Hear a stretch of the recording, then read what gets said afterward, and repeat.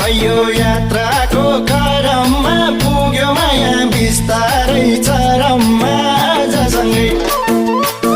आजसँगै कहाँ बोली बस्यो माया नबोली यात्राको क्रममा पुग्यो माया बिस्तारै चरममा आजसँगै कहाँ बोली बस्यो माया नबोली आजसँगै कहाँ